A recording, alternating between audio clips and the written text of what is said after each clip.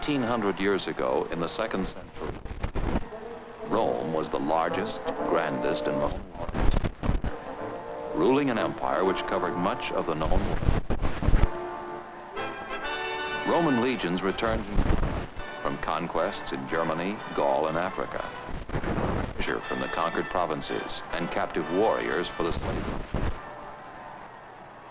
At least a third of the people who lived in Rome at this time were slaves. The emperor ruled supreme, his power almost unlimited. The Senate made the laws and elected magistrates, but had little real authority. This is the time, this is the setting of a tale, not of empire, but of Claudius, a boy of Rome.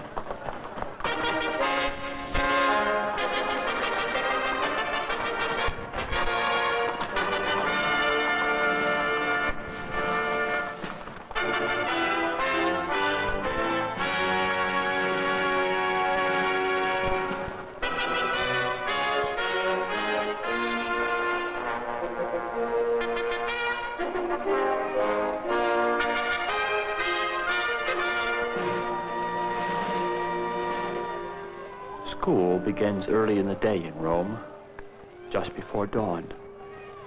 Perhaps too early for some of my pupils, but the fresh air awakens them quickly. We often hold class outside, overlooking the Forum. It is pleasant here, though there are distractions, like the chariots on their way to the Circus Maximus for the races.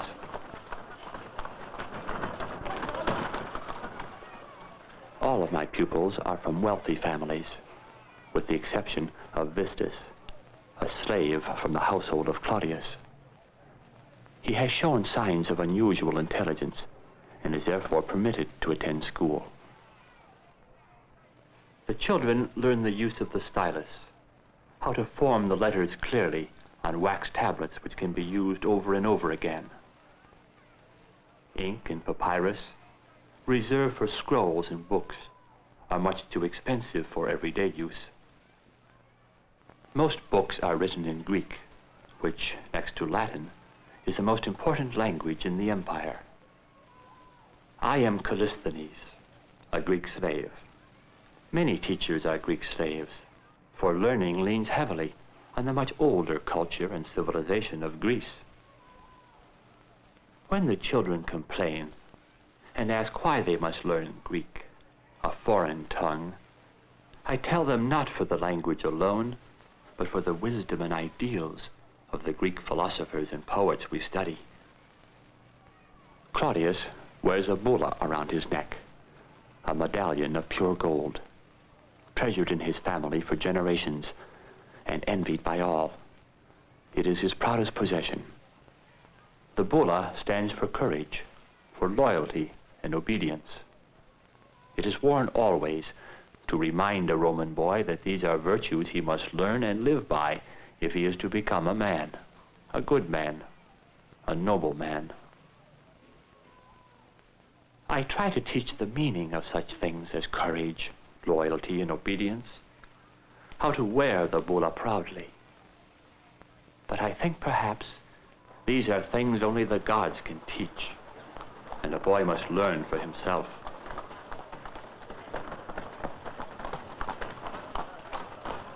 Alexis, father of Vistus, sees the boys home. First through the city, and then along the road that leads north to the estate of Claudius's father, a short distance outside of Rome. Many miles further, the road crosses the mountains to Gaul, the homeland of Alexis, who dreams of following this road to its end one day. Life is not unbearable as a slave, at least not working for the family of Claudius, but it is degrading. Slaves are not Roman citizens. They have no rights and are often forced to serve cruel masters.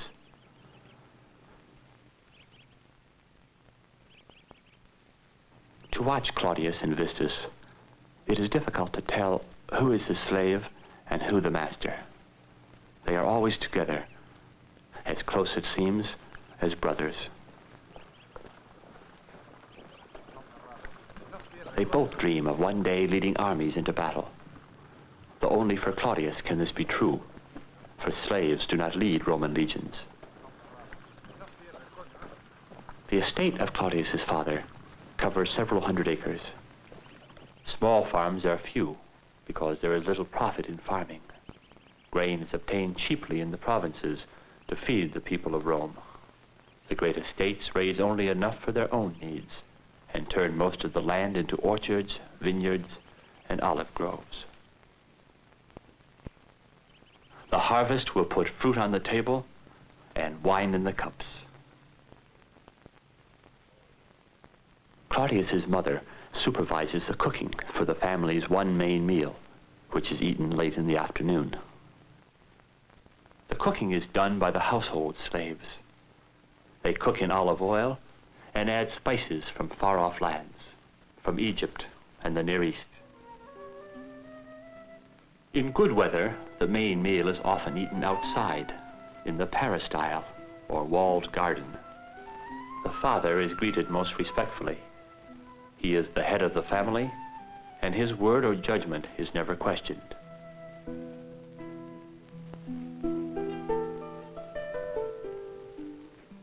It is the custom of aristocratic Romans to eat reclined on couches. Finger bowls are served before the meal, since spoons and knives are the only table utensils used, and most food is eaten by hand. The guests are often merchants, whose caravans cross the sands of Africa, whose fleets return to Rome heavy with goods. Business associates of Claudius's father, whose wealth comes from trade with foreign lands. In the evening, the children play games, perhaps, like checkers, or throw chestnuts into a narrow-necked vase.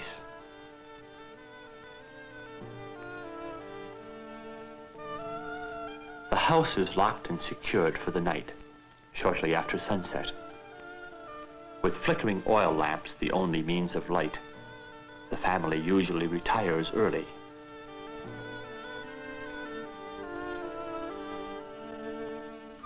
When he was given the bulla, Claudius promised to wear it as long as he could live by it. At night, a Roman boy asks himself, "Have I lived this day with courage, with loyalty and obedience?" Claudius.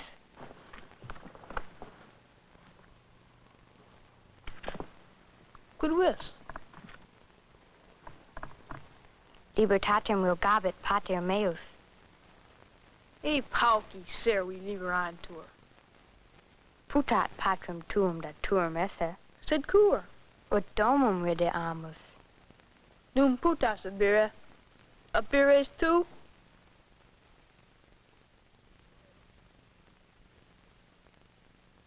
Non cirtus sum.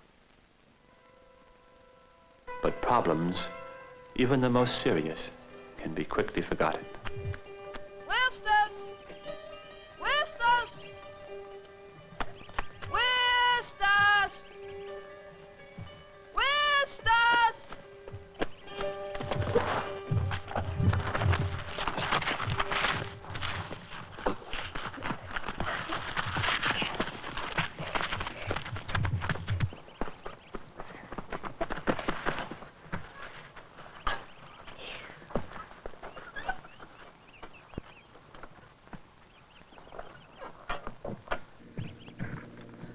Claudius, tu non istud. What about pater and corum scindere? When you wanna Vistus? When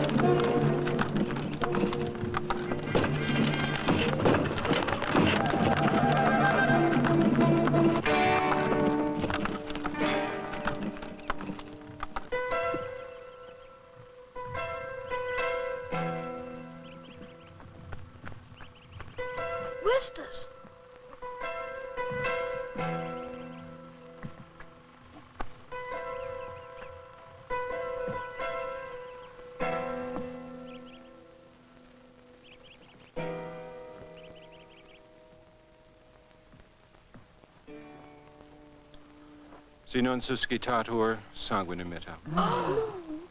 A portet.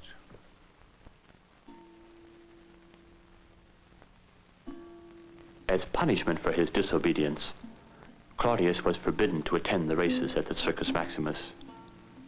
But it did not seem important. Nothing seemed important now.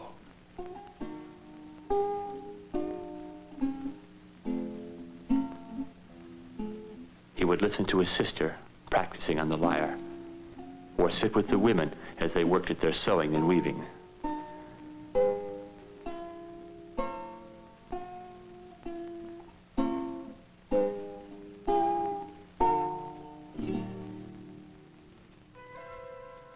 His one concern was Vistus, that the friend he had hurt might be well again.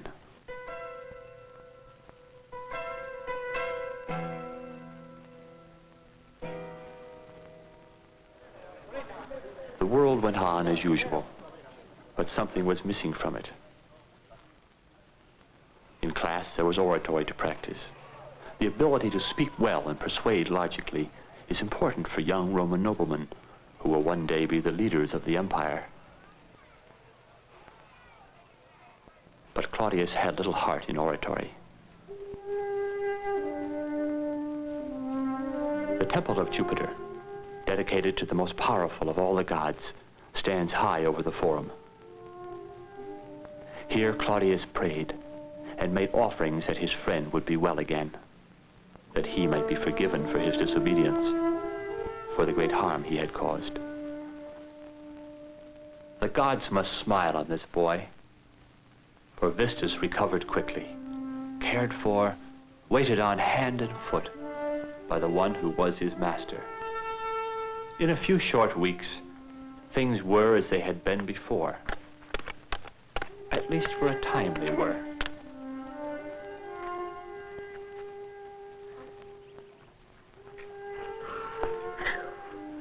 Claudius, Quid.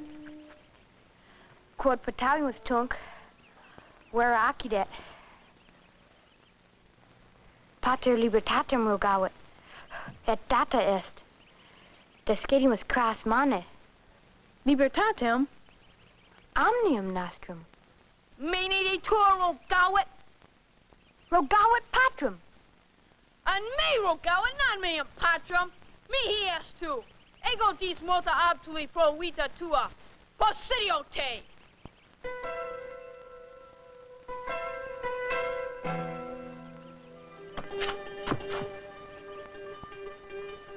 Sometimes it seems that life and the gods do not deal fairly. But it is at such times that one may learn the meaning of courage, of loyalty and obedience, keep the promise of the bulla and become a man, or fail and remain a boy. It is a time which comes to all.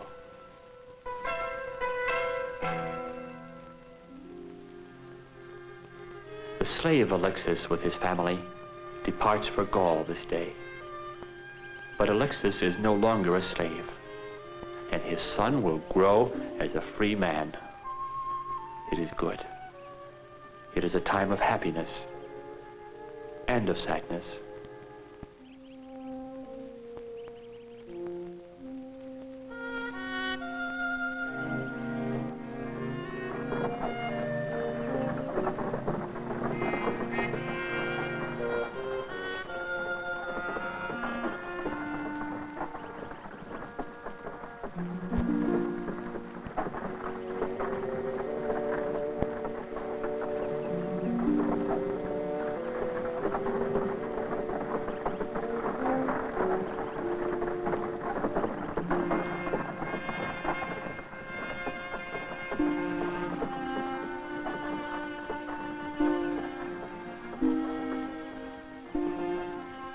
Vistus.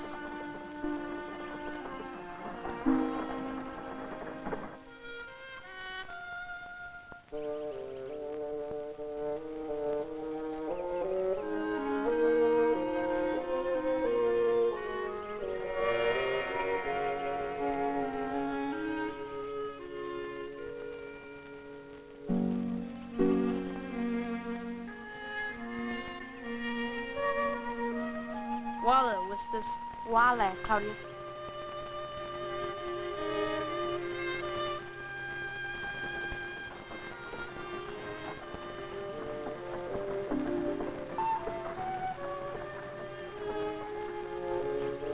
Thus ends the tale of Claudius the boy, and begins the tale of Claudius the man.